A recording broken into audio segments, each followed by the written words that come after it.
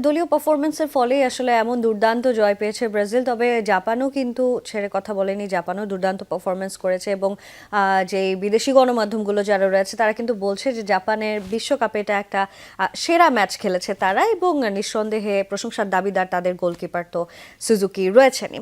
তবে হাসিনুর, এই ম্যাচে যদিও ব্রাজিল জয় পেয়েছে, দলীয় পারফরমেন্সের হোক অথবা যেভাবে হোক জয় পেয়েছে একটা, কিন্তু প্রথমার্ধের খেলা দেখে ভক্তরা বলছেন তাদের এখনো বেশ কিছু জায়গায় উন্নতির প্রয়োজন আছে। আপনার কাছেও কি এরকম কিছু মনে হয়? আর দলে তো নতুন করে ক্যাসেমিরো এবং পাকেতার ইনজুরির একটা বিষয় রয়েছে।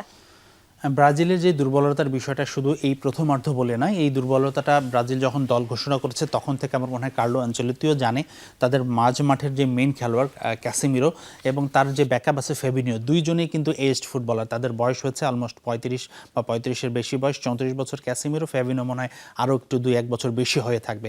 তো তারা যে গতিতে পারবে না, তাদের বয়সের সাথে যে স্পিড কমে গেছে সেটা কিন্তু হবে। তো সেই জায়গাটা তারা ম্যানেজ করেই খেলার চেষ্টা করছে, কিন্তু জাপান যেহেতু স্পিডে খুব শক্তিশালী এবং তারা ব্রাজিলের সেই দুর্বলতা কিন্তু এক্সপ্লয়েট করে ফেলেছে। একটা ছবি দেখাতে চাই, জাপান যেই গোলটা করেছিল সেই গোলের যে বিল্ড আপটা, গোলটা যখন ড্যানিলো একটা মিস পাস দিয়েছিল প্রথমকে, সেটা একদম যে হাফের মাঝখানে এই বরাবর।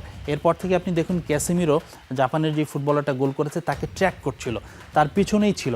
আমরা একটু পরের আরেকটা ছবি আছে আমাদেরকে, আমরা সেটা দেখাতে চাই। সেই জায়গায় দেখুন ক্যাসেমিরো এক পর্যায়ে এসে তার পিছনে থাকার সত্ত্বেও তিনি কিন্তু তাকে ট্র্যাক করতে পারছিলেন না। আমরা বুঝতেই পারছিলাম যে তিনি হাঁপিয়ে গেছেন এবং এর ফলে একটা শুটিং অপরচুনিটি তৈরি হয় এবং সেটা থেকে গোল হয়ে যায়।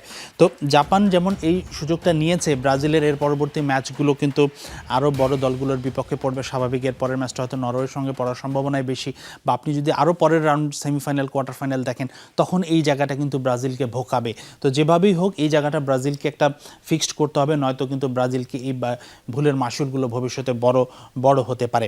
তো যাই হোক, দুটি ইনজুরি আপডেটের কথা আমরা জানি যে ক্যাসেমিরো এবং পাকেতা ইনজুরিতে মাঠ ছেড়েছিলেন। একটু ছবি যাদের দেখাই, আসলে ছবিটাতে আসলে এক্স্যাক্টলি সেভাবে দেখানোর কিছু নেই, সবাই দেখেছেন যারা ম্যাচটা দেখেছেন।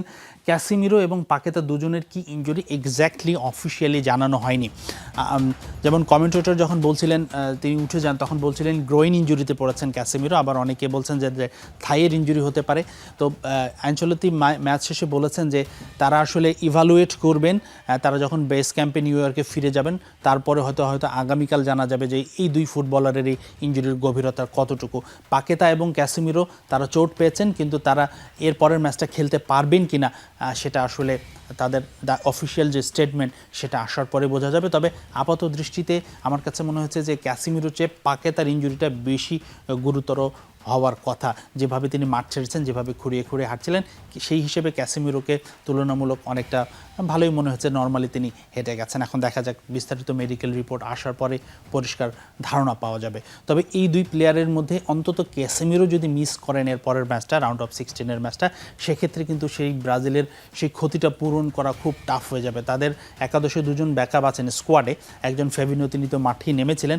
ফ্যাবিনিওর যেটা ভালো জিনিস, তিনি ডিফেন্সিভলি বেশি সলিড। আমার মনে হয় ক্যাসেমিরোর চেয়ে ডিফেন্সিভ কাজটা তিনি ভালো করতে পারেন, কিন্তু ক্যাসেমিরোর যে পাসিং অ্যাবিলিটিটা আছে, যে ভিশনটা আছে, সেটাই আবার ফ্যাবিনিও ল্যাক করেন। আবার আরেকজন আছে এডারসনকে শেষ মুহূর্তে দলে অন্তর্ভুক্ত করা হয়েছে, তিনিও একটা ভালো বিকল্প হতে পারেন। তো দেখা যাক, নিশ্চয়ই ব্রাজিল সেই বিষয়টা সর্ট আউট করবে। তো আমার কাছে এই ছিল আসলে দলের ইনজুরি নিয়ে আপডেট।